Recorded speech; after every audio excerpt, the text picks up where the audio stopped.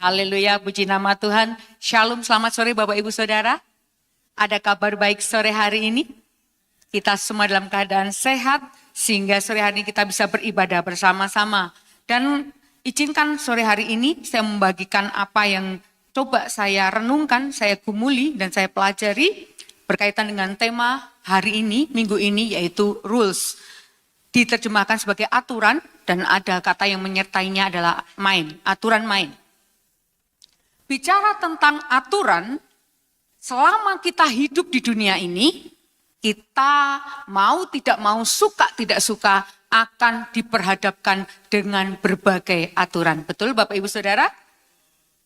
Dimanapun Bapak Ibu berada, apapun jenis kelamin kita, berapapun usia kita, apapun komunitas kita, didapati kita semua selalu diperhadapkan dengan namanya aturan. Dan kalau kita mendengar kata aturan, banyak orang berkata, kenapa sih harus diatur-atur? Banyak anak-anak di rumah berkata, Bapak, Ibu, Mama, Papa, kakean aturan, aku nggak bisa bebas. Banyak orang yang protes karena ada aturan. Lalu apa sih aturan itu? Saya mengambil dari terjemahannya Merriam-Webster yang berkata, bahwa aturan merupakan panduan yang ditentukan untuk perilaku atau tindakan prinsip yang mengatur. Dan di dalamnya memuat ketentuan, patokan, petunjuk, perintah yang telah ditetapkan. Oke, ini adalah terjemahan dari Merriam-Webster yang saya setujui Bapak Ibu. Dalam aturan itu ada panduan untuk kita melakukan sesuatu. Di situ mengandung ada muatan perintah, ada petunjuk, ada patokan, sesuatu yang sudah ditetapkan untuk dikerjakan. Untuk itu sore hari ini mari kita pahami aturan ini dengan cara yang sederhana. Sebentar, ketika saya tepuk tangan satu kali, Bapak Ibu Saudara bisakah mengangkat tangan kanan kita? Bisa? Semua punya tangan kanan? Oke, nanti tepuk tangan satu kali, angkat tangan kanan. Ketika saya tepuk tangan dua kali, angkat tangan kiri. Gantian, tadi kanan, sekarang kiri. Begitu saya tepuk tiga kali, Bapak Ibu bisa menyatukan kedua tangan di atas kepala dan bertepuk tangan dengan semangatnya. Setuju katakan yes. Oke, siap ya Bapak Ibu ya? Oke, terima kasih ya. Oke.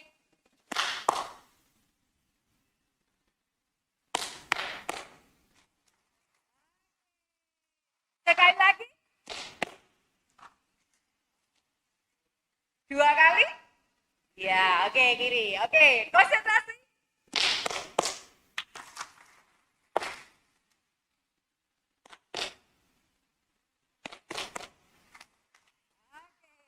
Terima kasih atas atensi semua dari Bapak Ibu ya, luar biasa. Nah, kita pahami hari ini. Lihat. Hari ini saya sedang mempraktekkan sebuah aturan. Tadi saya membuat sebuah aturan, kalau ada tepuk tangan satu kali, angkat tangan kanan. Betul? Tepuk tangan dua kali, angkat tangan kiri. Tepuk tiga kali, kemudian Bapak Ibu menyatukan kedua tangan di atas kepala dan bertepuk tangan. Lihat. Ternyata ketika ada panduan, ada aturan yang isinya adalah perintah, panduan, petunjuk, pedoman, patokan, akan ada perilaku yang mengikutinya. Betul? Akan ada perbuatan yang disebabkan oleh karena aturan tersebut. Dan ketika kita melakukannya tadi, kita menyadari ada di antaranya kita yang tidak melakukannya. Betul Bapak Ibu? Gak usah dijawab ya.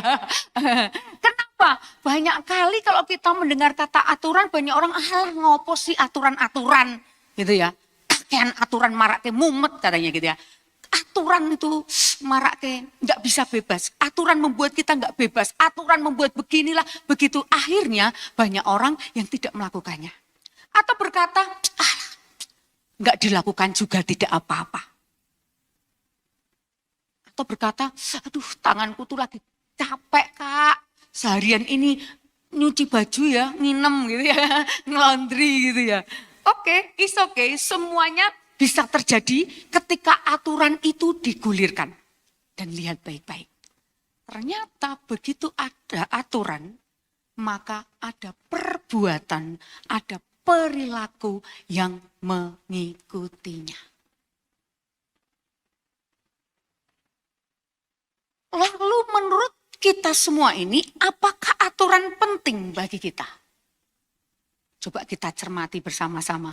Begitu tadi saya menginstruksikan 1 kali, tepuk tangan, tangan kiri diangkat, tangan kanan diangkat. Maaf saya yang salah. Ya, Oke. Ketika tepuk tangan 2 kali, tangan kiri diangkat 3 kali, menyatukan tangan di atas kepala. Dan itu membuat sebuah yang namanya keteraturan. Betul Bapak Ibu Saudara? Berarti kalau begitu aturan itu baik tidak Bapak Ibu Saudara? Oke. Karena ternyata ketika aturan itu dibuat, aturan ini memang sesuatu yang dibutuhkan oleh kita manusia. Yang pertama, tahukah kita bahwa aturan itu kita sebagai makhluk sosial itu perlu sekali aturan. Kenapa? Karena kita adalah makhluk yang akan bersentuhan dengan banyak orang, dengan sesama kita, yang itu bisa jadi akan menimbulkan gesekan, akan menimbulkan sesuatu yang tidak baik ketika tidak ada aturan. Di dalam keluarga saja. Ketika di keluarga itu tidak ada aturan.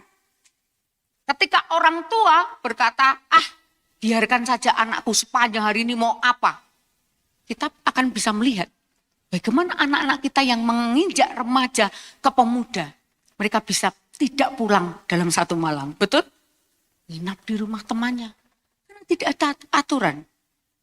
Bagaimana sebuah keluarga ketika ada aturan itu membuat di dalam persentuhan antara person to person atau satu orang ke orang lainnya membuat tidak akan adanya gesekan yang membuat kekacauan atau hal-hal buruk terjadi. Makanya penting bagi kita mengerti bahwa aturan itu dibutuhkan kita sebagai manusia. Yang kedua, atau aturan itu menjadi pedoman kehidupan.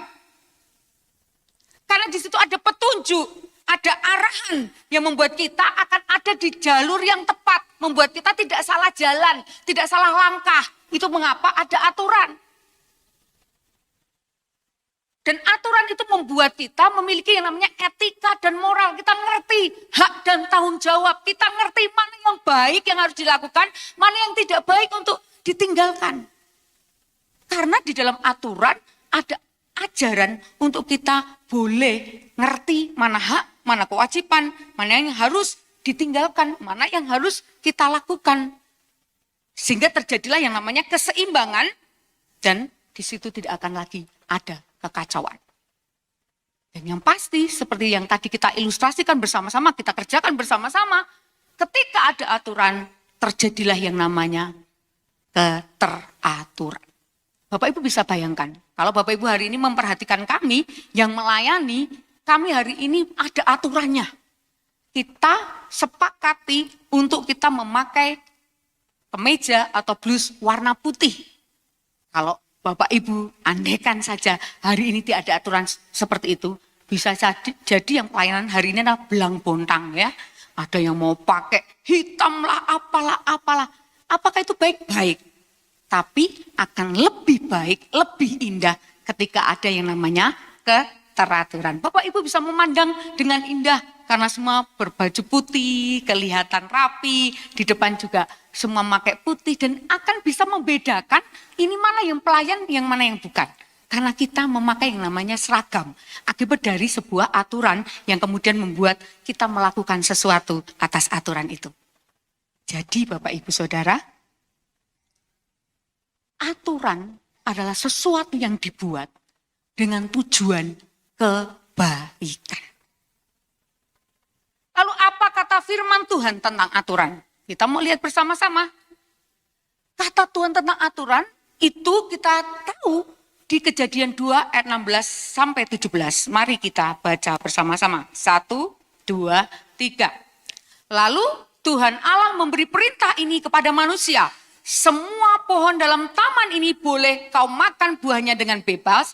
Tetapi pohon pengetahuan tentang yang baik dan yang jahat itu janganlah kau makan buahnya. Sebab pada hari engkau memakannya pastilah engkau mati. Inilah kata Tuhan yang pertama tentang sebuah aturan. Itu Tuhan memberikan kepada manusia pertama yang ada di Taman Eden untuk tidak boleh memakan sebuah buah. Tetapi yang terjadi Bapak Ibu, itulah manusia. Ketika ada sebuah aturan, manusia ini cenderung untuk tidak mentaatinya. Mengapa bisa seperti itu? Karena ketika manusia diciptakan, manusia itu diberi yang namanya kehendak bebas atau free will. Tetapi tahukah Bapak Ibu Saudara, kehendak bebas yang Tuhan berkatkan buat hidup kita, sebenarnya kehendak bebas yang dibatasi oleh kehendak Tuhan.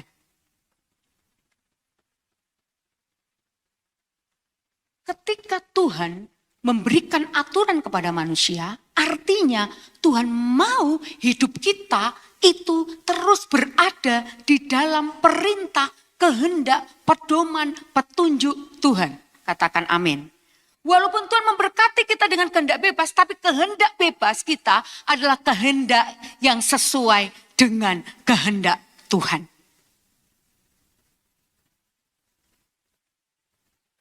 Dengan kata lain kita perlu menyadari dan kita perlu pastikan dalam hidup kita, ketika kita tahu bahwa Tuhan sendiri membuat sebuah aturan, membuat sebuah batas, di mana aturan itu harus ditaati, aturan itu harus dikerjakan, maka kita harus sadar bahwa kebebasan yang Tuhan beri adalah kebebasan yang terbatas. Artinya kita tidak bisa hidup semau diri kita sendiri. Artinya hidup kita itu selalu dibatasi dengan apa kata Tuhan. Katakan amin. Kehendak bebas yang Tuhan berkatkan dalam hidup kita kemudian tidak menjadikan kita seenaknya sendiri, semau kita sendiri. Makanya di mimbar ini diajari, di gereja ini diajari.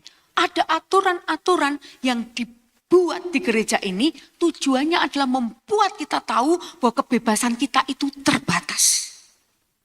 Yang membuat kita sadar bahwa kebebasan kita itu bukan wilayah kita untuk kita bisa untuk melakukan segala sesuatu sesuai dengan kehendak kita.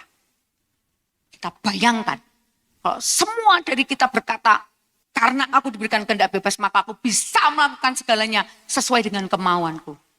Maka pasti akan terjadi yang namanya kekacauan. Betul Bapak Ibu? Akan ada gesekan, ada pertengkaran, ada percideraan, ada perkelahian bareng. Mungkin akan ada jotos-jotosan di sini. Oleh karena orang yang tidak mau ada yang namanya aturan. Dan ketika tidak ada aturan, kekacauan itu akan menyebabkan banyak hal yang tidak baik terjadi dalam kehidupan kita. Dan yang perlu kita sadari malam hari ini adalah, mari kita bersama-sama sadar bahwa dalam kehidupan kita itu ada aturannya. Dalam kehidupan kita, dimanapun tempatnya, apapun profesi kita, apapun pekerjaan kita, di tempat pekerjaan kita, ada aturannya Bapak Ibu Saudara. Betul ya? Masuk kerja jam berapa, pulangnya jam berapa. Hari Senin seragamnya apa, sampai Jumat seragamnya apa. Betul ya Bapak Ibu Saudara ya? Ada hal yang tidak boleh dilakukan di kantor, ada yang boleh. Sebagai pelajar, ada hal-hal yang mesti kita kerjakan. Hari Senin harus upacara bendera. Itu ada aturan-aturan yang harus kita kerjakan. Ketika kita di masyarakat, kita juga ada aturan-aturan yang harus kita lakukan. Kita ikut kalau ibu-ibu PKK, Dasawisma gitu ya. Itu aturan-aturan, kalau bapak-bapak biasanya ada pertemuan bapak-bapak, kemudian ada ronda, jaga malam gitu. Ada hal-hal yang perlu kita tahu, bahwa itu perlu kita lakukan supaya membuat keteraturan, ketertiban, keindahan, keharmonisan, keseimbangan di lini kehidupan kita. Dan kalau kita sampai tidak tahu aturan main, maka celakalah kita menjadi seorang manusia. Betul Bapak Ibu? Pernah satu peristiwa, waktu zaman saya sekolah, waduh ya zaman dulu ya ini ya. Waktu saya itu sekolah, pernah suatu hari, ini masa jeda, jadi setelah tes, biasanya kalau anak sekolah itu jeda ya, Bapak Ibu yang masih sekolah, yang sudah pernah sekolah atau anak-anak yang saat ini sedang sekolah tahu. Jadi setelah tes itu ada masa jeda, lalu ada yang namanya class meeting. Ya, pertemuan antar kelas, biasanya itu diisi dengan lomba-lomba, ada basket, ada sepak bola, ada baca puisi dan lain sebagainya ya. Banyak hal gitu dikerjakan untuk class meeting itu selama seminggu. Lalu di hari itu pertandingan kelas meeting antar kelas ini adalah pertandingan sepak bola. Nah, tapi yang unik adalah sepak bola yang kali ini bukan untuk anak-anak laki-laki, tapi ini adalah sepak bola putri, gitu ya kan? Sepak bola putri. Sudahlah kita bikin ya ala kadarnya kan ya. Ala kadarnya kita kumpul, pokoknya jumlahnya 11 cewek gitu ya, main aja. Yang ada yang pakai sepatu pantofel gitu ya, main bola gitu ya, namanya kelas meeting ya, mendadak gitu pokoknya ditunjuk ya, oke. Lalu semua juga main, ada di posisinya masing-masing, kebetulan saya waktu itu juga main gitu ya kan. Lah kemudian terjadilah sampai menit terakhir itu tidak ada yang memasukkan gol, akhirnya kita putuskan untuk tendangan penalti, betul Bapak Ibu? Nah waktu tendangan penalti, mungkin Bapak Ibu yang tahu nonton bola akan tahu ini ya, ketika tendangan penalti, udah kan tendang yaitu 5 kali, tendang, masuk semua ya kan. Karena ini yang main gadungan ya kan ya, kipernya juga nggak pernah main gitu ya, yang nendang juga, yang saya aja nendang merem gitu ya, takut kalau nggak gol karena dibully habis-habisan kalau nggak gol ya kan. Kemudian sampai di kiper kami yang terakhir, sudah dia yang terakhir nendang, dilalah Bapak Ibu, itu tertangkap bolanya. Wah kami sudah happy ya, sudah sorak-sorak, kami akhirnya kan menang gitu ya. Tapi Bapak Ibu, lucu ya ini, lucunya begini, begitu teman saya itu bisa menangkap bola, saking happy-nya dia loncat-loncat, masuklah dia ke dalam gawang. Astaga, ya langsung musuhnya dikasih tahu anak cowok-cowok, gol, katanya aduh nggak jadi lagi menang ya. Tahu Bapak Ibu, kan di dalam permainan sepak bola itu tidak boleh membawa bola masuk ke dalam gawang. Itu namanya ngegol kayak bunuh diri gitu ya. Nah itu yang terjadi sama teman kami. Kenapa itu bisa terjadi? Karena teman kami tidak tahu aturan main bola. Sehingga terjadilah pada waktu itu kekacauan ya, kerugian. Kami rugi yang harusnya kami dapat juara, menang, tapi jadi kalah. Hari ini belum kalah sih, setelah itu lanjut lagi, tapi akhirnya kalah. Benar-benar kalah ya. Dan hari itu membuat kami semua bisa jengkel satu kelas. Dan kalau sampai hari ini ada reuni, teman itu tetap dibully ya. Itu diingat terus sepanjang masa ya, karena kesalahannya membawa bola masuk ke dalam gawang. Bayangkan Bapak Ibu.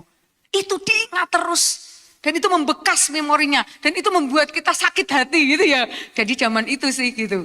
Nah lihat Bapak Ibu, kan tidak tahu aturan, akhirnya terjadilah merugikan orang lain. Kalau kita tidak tahu aturan atau kita tahu aturan tapi tidak melakukannya, bisa jadi kita juga bisa merugikan orang lain. Betul Bapak Ibu Saudara? Di lampu merah itu sering terjadi. Kuning ya, mau menjelang, mau merah, ngebut aja. Lalu pernah di perempatan apa ya? di Ungaran sana ya kalau nggak salah, itu terjadi sampai ada yang kemudian terlindas truk dan meninggal dunia di tempat. Saya ingat banget karena itu kemudian dibahas di media sosial. Karena tidak mematuhi aturan akhirnya mencelakakan orang. Dan Bapak Ibu ketahuilah bahwa aturan itu dibuat, bahkan Tuhan sendiri membuat aturan untuk membuat batas, menjadi pagar dalam hidup kita, untuk kita tidak merugikan orang lain, tidak membuat kekacauan, sehingga terjadi keharmonisan, ketertiban, keteraturan, dan keindahan di sekitar kita. Amin Bapak Ibu Saudara. Untuk itu mari malam hari ini kita bersepakat bersama-sama untuk kita mengubah cara pandang kita terhadap sebuah aturan. Karena cara pandang kita terhadap aturan akan mempengaruhi seberapa besar ketaatan kita terhadap aturan tersebut. Kalau kita merasa bahwa peraturan itu tidak penting, ya tidak mungkin kita akan lakukan. Kalau kita merasa bahwa peraturan itu tak guna gitu kan, tidak ada gunanya bagiku, ya kita tidak akan melakukan. Makanya cara pandang kita terhadap aturan yang ada di sekitar kita, yang tujuannya untuk kebaikan dalam hidup kita, mari kita sikapi dengan benar.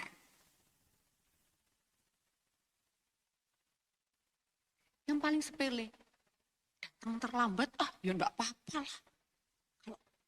Karena yang lain juga terlambat, paling nanti semuanya jadi terlambat. Cara pandang kita melihat sebuah aturan akan mempengaruhi seberapa besar.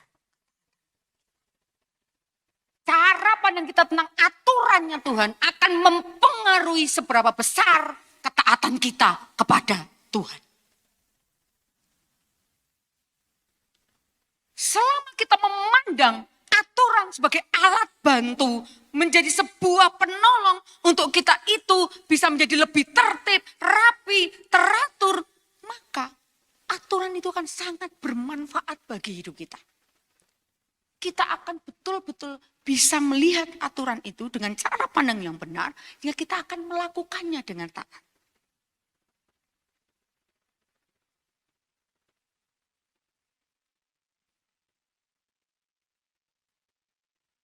Hari ini, mari kita bersama-sama ubah cara pandang kita tentang sebuah aturan.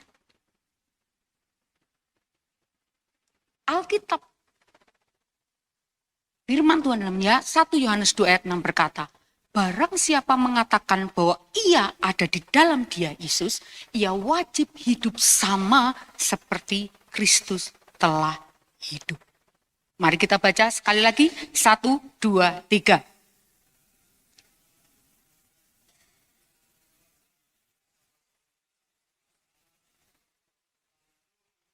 Katakan amin. Kalau Bapak Ibu berkata, hari ini aku adalah orang percaya, maka yang perlu kita lakukan ketika memandang aturan adalah kita harus hidup seperti Yesus memandang aturan dari Allah Bapa. Kita harus follow Jesus. Kita harus mengikut Yesus. Mengikut ketaatan Yesus. Mengikut apa yang sudah Yesus jalankan, kerjakan, dan kita harus meneladaninya. Seperti lagu yang kita nyanyikan tadi. Mengikut Yesus, itulah kesukaan hatiku. Bagaimana Kristus hidup? Kristus hidup dalam ketaatan mutlak kepada Allah Bapa.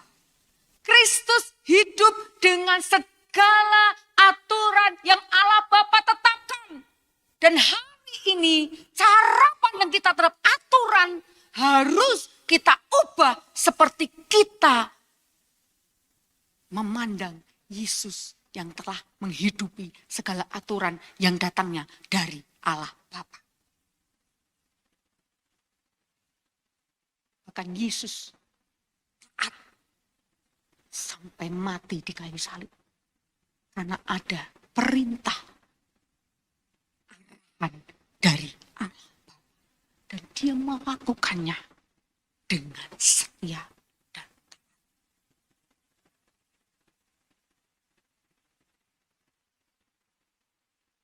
Barang siapa hari ini mengatakan, aku percaya Tuhan Yesus, Yesus sudah di dalam aku. Maka yang perlu kita lakukan adalah hiduplah dalam aturan-aturan Kristus. Katakan amin. Hiduplah seperti Kristus hidup. Kalau kita memandang Yesus, kita pelajari apa yang dikerjakan Yesus. Yesus membuat banyak hal yang luar biasa. Tetapi di balik keluar biasaannya, ada hal yang perlu kita garis bawahi. Betapa taatnya Yesus atas kehendak Tuhan. Lalu apa yang harus kita lakukan sebagai orang percaya? Caranya bagaimana supaya aku bisa hidup seperti Kristus hidup? T-A-A-T. Taat. Katakan taat. Tunduk aturan-aturan Tuhan. Katakan tunduk aturan-aturan Tuhan. Katakan amin. Kita perlu tunduk kepada apa yang sudah Tuhan tetapkan. Di situ saya tuliskan ketaatan kita terhadap aturan bukan karena kita takut pada hukuman. Kalau kita hidup seperti Kristus hidup, kita bukan lagi takut karena kita mau dihukum kalau tidak mengerjakan aturan. Tapi karena kita menyadari bahwa kita mengikuti teladan Yesus yang melakukan dalam ketaatan. Katakan amin. Jadi kebertundukan kita itu karena kita tahu siapa yang kita percayai, siapa yang sudah hidup dalam hidup kita, siapa yang sudah menebus hidup kita, yang membuat kita sampai hari ini ada. Dan ketika kita harus tunduk, yang perlu kita lakukan adalah merendahkan hati kita.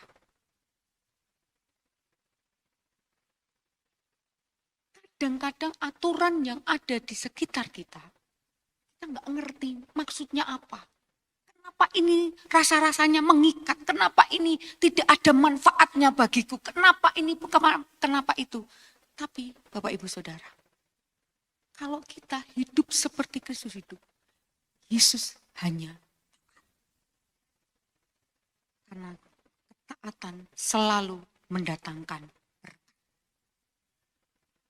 Saya sangat terberkati beberapa orang volunteer di tengah-tengah kita di JKI Keluarga Kerajaan memandang aturan gereja kita mengenai VIP dengan cara yang berbeda. Banyak orang berkata, gua apa sebenarnya? Ya, ini terus terang banyak yang berkata ada yang membosankan, ada yang beginilah, begitulah. Tapi beberapa waktu ke belakang ini saya mendengar banyak hal baik. Di mana saya terberkati dengan beberapa orang yang berkata, mungkin aku merasa seperti orang-orang lain merasa. VIP beginilah, begitulah, begitulah. Tetapi bagian yang beberapa orang ini sampaikan, tapi saya belajar untuk taat melakukannya. Karena gembala kita yang sudah mengatakannya, yang membuat itu. Dan gembala adalah wakil Tuhan di dunia.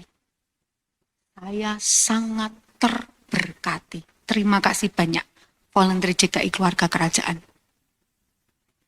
Ketahuilah bahwa VIP itu dirancang bagi kita, tujuannya adalah membuat seluruh volunteer siap untuk melayani di hari Minggu. Katakan amin.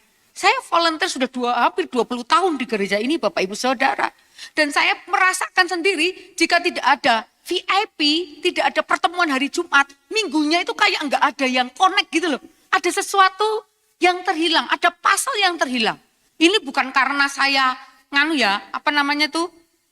peres, bukan ya, mau muji-muji gitu, bukan. Tetapi karena memang itu kenyataannya. Kalau dulu di gereja anak itu ada doa mentor, hari Selasa, hari ini dikerjakan oleh Mr. Aji bersama dengan rekan-rekan. Sama, ketika nggak ada doa mentor itu aturan yang saya buat gitu ya. Waktu itu saya buat, sekarang diteruskan oleh Mr. Aji yang sekarang mengembalakan gereja anak. Kalau tidak ada doa mentor, itu kayaknya sesuatu ada yang hilang. Jadi kita kurang connect, kita kurang klik gitu. Secara spirit. Mungkin ngajarnya bisa lancar dan sebagainya. Tapi secara spirit itu enggak klik. Dan menurut saya salah satu keuntungan, salah satu aturan yang dibuat gereja ini untuk VIP ini adalah membuat kita itu connect secara spirit. Mungkin secara skill kita bisa belajar sendiri di rumah. Tapi mengkonekkan spirit kita bersama-sama. Itu butuh kita berkorporat bersama. Menyembah Tuhan, memuji Tuhan, berdoa, bergandengan tangan bersama-sama. Setuju katakan amin. Mungkin juga ada aturan-aturan yang lain yang Bapak Ibu Saudara di rumahmu, di masyarakat, di pekerjaanmu, di sekolahmu, di studimu, di komunitas yang lain. Yang hari ini Bapak Ibu Saudara merasakan, wah itu kok aturan sepertinya tidak ada manfaatnya buat hidupku. Tidak ada kaitannya denganku. Rasanya aku malas mengerjakannya. Dengar malam hari ini. Taat. Kerjakan. Pasti ada maksud Tuhan di dalamnya. Dan saya mendengar dari beberapa orang yang kemudian taat untuk ikut di VIP. Mereka mengatakan pelayanannya jauh lebih luar biasa. Ngalami betul-betul bisa lebih mudah untuk menangkap apa yang Tuhan bicara. Menangkap maksud Tuhan dalam kehidupannya. Berkat-berkat khusus benar-benar dinyatakan Tuhan atas mereka. Ketika mereka taat, tunduk kepada aturan. Kalau kita dengan aturan yang ada di dunia saja kita tidak bisa nurut. Bagaimana kita dengan aturan Tuhan yang tidak kelihatan? Bukankah kita sepakati bahwa tidak ada pemerintahan yang tidak berasal dari Tuhan? Katakan amin. Kalau kita ada presiden, kita ada Bapak Gembala di tempat ini, maka beliaulah yang dipilih, ditunjuk Tuhan untuk jadi wakil Tuhan. Kadang-kadang kita memang gak ngerti apa yang dimaksud oleh Bapak Gembala kita, mungkin presiden kita. Tapi tahukah kita, semuanya itu dirancang untuk kebaikan kita. Katakan amin. Tunduk, rendahkan hati kita dan berkata, aku mau melakukannya sekalipun aku tidak tahu apa yang akan terjadi di depan sana. Yang selanjutnya adalah cara terus menaati aturan Kristus adalah mau tidak mau kita harus mengenal yang benar dan tinggal di dalam yang benar. Katakan amin. Saya tidak janjian dengan Pak Yoyo, tapi lagu ini tuh isinya semua yang akan saya sampaikan. Bagian selanjutnya, mengikut Yesus itulah kesukaan hatiku. Ku lepas semua hakku untuk mengenal kehendaknya di hidupku. Untuk mengenal yang benar kita perlu melepaskan hak kita. Taat kepada aturan itu berbicara tentang melepaskan hak kita. Taat kepada aturan Bapa di surga itu berbicara ketika Tuhan Yesus melepaskan haknya. Katakan amin. Melepas hak kita untuk kita ngerti kehendak Allah Bapa, untuk kita ngerti isi hatinya, untuk kita mengenal apa sih yang sebenarnya dimaui Tuhan atas hidup kita. Semakin kita melepaskan keakuan kita, membangun manusia roh kita, kita akan semakin mampu serupa dengan Dia. Bagaimana caranya supaya kita taat seperti Kristus? Bagaimana caranya kita hidup seperti Kristus hidup? Maka kita perlu mengenal Dia. Kita perlu melepaskan hak kita. Kita perlu melepaskan keakuan, kedagingan, kemauan, kehendak kita. Sampai kita mengerti apa sih yang dimaui Tuhan atas hidup kita. Dan setelah kita mengenal, jangan pernah tinggalkan Yesus. Katakan amin. Jangan pernah tinggalkan kebenaran itu. Karena kebenaran itulah yang terus akan memampukan kita untuk kita hidup dalam kemerdekaan yang sejati. Bebas, tapi terbatas. Dibatasi oleh apa? Dibatasi oleh aturan Tuhan. Dibatasi oleh apa? Dibatasi oleh kehendak Tuhan. Dibatasi apa? Dibatasi oleh semua yang Tuhan rindukan dalam hidup kita. Bukan aku lagi yang hidup, melainkan Kristus yang hidup di dalam aku. Katakan amin.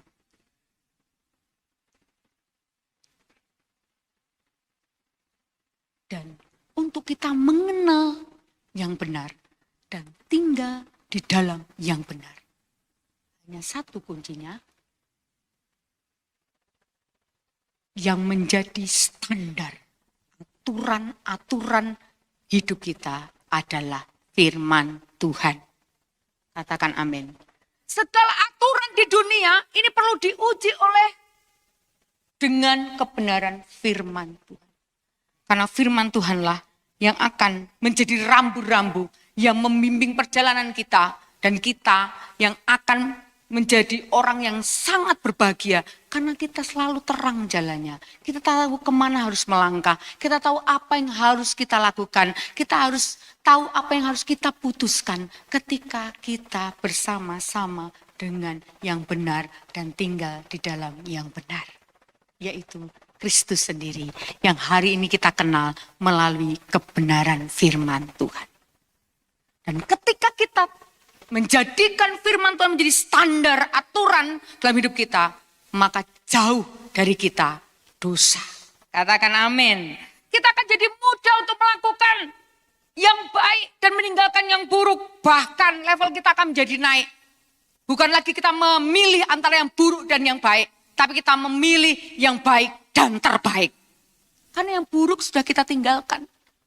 Katakan amin. Lupakan semua yang buruk. Dan kita sudah masuk di dalam aturannya Tuhan. Kehidupan Kristus sendiri taat kepada Allah Bapa. Yesus itu mulia. Yesus itu kudus. Dia Allah yang penuh kasih. Dia Allah yang murah hati. Maka itu juga yang akan terjadi atas kehidupan kita. Aturan-aturan yang ada dalam hidup kita akan membuat kita semakin mengasihi Yesus. Katakan amin. Aturan dalam hidup kita akan membuat kita semakin, kalau kita mengasihi Yesus, maka kita pasti mengasihi sesama kita. Kita akan mudah sekali berhubungan dengan orang lain tanpa menyakiti. Tidak seperti landak yang menyengat, tetapi jadi pribadi yang bisa bersama-sama dengan orang lain dalam ketertiban, keteraturan, keindahan, keharmonisan. Ketika Alkitab firman Tuhan menjadi standar kehidupan kita, maka standar kehidupan kita akan semakin naik dan naik. Katakan amin. Kita akan terbang lebih tinggi. Kita akan bukan menjadi orang-orang yang biasa. Kalau aturan dunia, bohong untuk kebaikan itu enggak apa-apa. Tapi kalau kita pakai aturan standarnya firman Tuhan, bohong is bohong. Bohong ya bohong. Enggak ada bohong untuk kebaikan. Maka kita akan bisa ada di standar yang lebih tinggi dari dunia ini. Katakan amin. Dan Tuhan akan menempatkan orang-orang yang hidup dalam standar yang tinggi oleh kebenaran firman Tuhan. Dan menjadi orang-orang yang bisa menjadi orang-orang yang hebat. Katakan amin. Bagian yang terakhir. 2 Timotius 2 ayat 5 berkata seperti ini.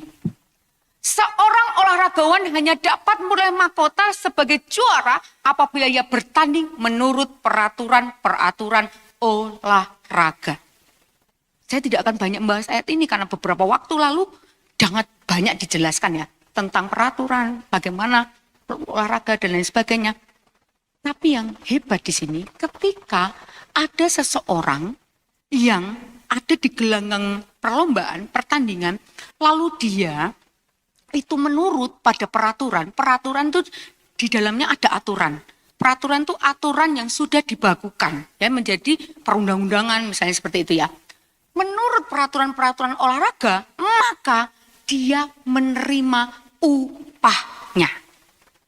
Bagi orang-orang yang hidup di dalam keteraturan, dalam aturan-aturannya Tuhan, maka kita memperoleh yang namanya hadiah, upah.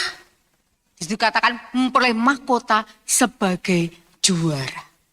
Ketika kita mengikut Yesus Dan kita ada di dalam rules-nya Tuhan. Kita ada di dalam track-nya Tuhan. Jalurnya Tuhan tidak melenceng ke kanan dan ke kiri. Pada akhirnya kita akan memperoleh mahkota sebagai juara. Yang siap menerima mahkota boleh lambaikan tangannya dan katakan itu saya. Katakan amin. Antusias Bapak Ibu. Kalau kita menjadi orang-orang yang berhasil bertanding sampai garis akhir. Dan kita menurut segala peraturan-peraturan yang ada. Maka kita menjadi pemenang. Juara. Katakan aku juara. Amin. Kita akan menjadi pemenang-pemenangnya Tuhan. Kita akan memperoleh semua yang dijanjikan oleh Tuhan. Kita akan memperoleh apa yang harus kita terima sebagai seorang pemenang.